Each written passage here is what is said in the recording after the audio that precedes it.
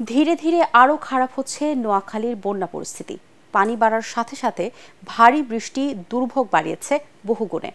ঘরবাড়ি তলিয়ে যাওয়ায় বিশুদ্ধ পানি ও খাবার সংকটে ভুগছে মানুষ। বেশ কয়েকটি সংস্থা ত্রাণ সামগ্রী নিয়ে এলেও আরও খাদ্য এবং ঔষধ প্রয়োজন বেগমগঞ্জের পানিবন্দী গ্রামগুলোতে। নোয়াখালীর বন্যা কবলিত এলাকা ঘুরে রিপোর্ট করছেন মুশফিকুর রহমান, ক্যামেরায় ছিলেন ইমদাদুল হক। চারপাশ পানিতে থই থই, ঝুম বৃষ্টিতে এগিয়ে চলছে নৌকা। কোলের শিশুটিকে নিরাপদ স্থানে নিয়ে যাবার আপ্রাণ চেষ্টা মায়ের। প্রচুর পানি, মাঞ্জা হমান পানি, ঘরে যাওয়াই যায় না। ফুপির বাসাতে গেছি, ফুপিও ভাই করে দিছি। এখন স্বামীর ফোন দিছি নেওয়ার জন্য, নিয়ে যাইতো মানে ওদের বাসায়। ছোট দুটি শিশুকে কোনো মতে ঘরে রেখে মানুষের সেবায় নেমেছেন এই মাঝি। আমার দুইটা বাচ্চা আছে, আমি দুইটা বাচ্চারা গামছা দিয়ে কাঠের সাথে বাঁধা রাখছি যেহেতু খাটের থেকে না নামে।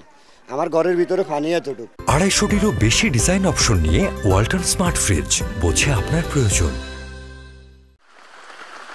কোনো জায়গা যেন আর নিরাপদ নেই বন্যা কবলিত এলাকাগুলোতে।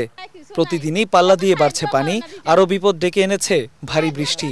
বাড়ির উঠোনে ভেসে বেড়াচ্ছে হাঁস, ডুবে গেছে নলকূপ, ঘরে ঢুকেছে পানি। শিশু বয়োবৃদ্ধদের নিয়ে বিপাকে পড়েছেন বেগমগঞ্জবাসী। 98 বন্যা দেখছি, 72 বন্যা দেখছি, তারপরে আপনাদের 2001 সালেও দেখছি। এই ধরনের বন্যা আমার এই বয়সে আমি ফার্স্ট। কিছু টান আসতেছে, টানগুলো চলে যাচ্ছে খুব দূরে, কিন্তু আমাদের এই আশেপাশে টানগুলো ঠিক মতন বন্টন হচ্ছে না। ভাত রান্দি খাইতাম হারি না, ঠিক মতো গোসল করে কাপড় হিনতাম হারি না, ছেলে মেয়ে কত অসুবিধার মধ্যে আছি, বাইরে হইতাম হারি না ভাই। অনেক কি করম, ঘরে বই আল্লাহরে বলে আর কি করম, কোন চাই আপনারা? কোথায় যাইতাম, কার কাছে যাইতাম, এনে যাবো, এনে তো অবস্থা। আল্লাহ মরি গেলে খাওয়া দাওয়া বাবা চাইল ডাইল আছে, সামান্য যা আছে, রান্দি বাড়ি তো খাইতে পারি না। বানভাসী এসব এলাকায় ত্রাণ সেবা নিয়ে আসতে শুরু করেছে বিভিন্ন সংস্থা। তবে শুকনো খাবারের পাশাপাশি সুষম খাবার প্রয়োজন গর্ভবতী নারী ও শিশুদের জন্য। এখানে আমরা শুনেছি অনেক প্রেগনেন্ট নারী আছেন যারা আসলে শুকনো খাবার খেতে খেতে তাদের একেবারে মানে অবস্থা খুবই শোচনীয়, কারণ তাদের পেটে বাচ্চা আছে। অসংখ্য মানুষ এখনো মানে বাড়িতে বসে আছে, কেউ বাড়ি ছাড়ি কোথাও যাইতে পারতেছে না। যারা গেছে তারা আগে চলে গেছে। অসংখ্য মানুষ আছে এখনো ত্রাণের হাহাকারে।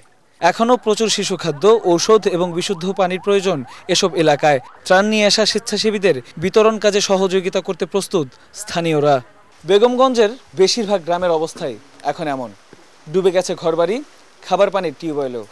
বিশুদ্ধ খাবার পানির সংকটের পাশাপাশি দেখা দিয়েছে নানা পানিবাহিত রোগ। জরুরি ঔষধ এবং ত্রাণের অপেক্ষায় রয়েছেন এসব বানভাসী মানুষ।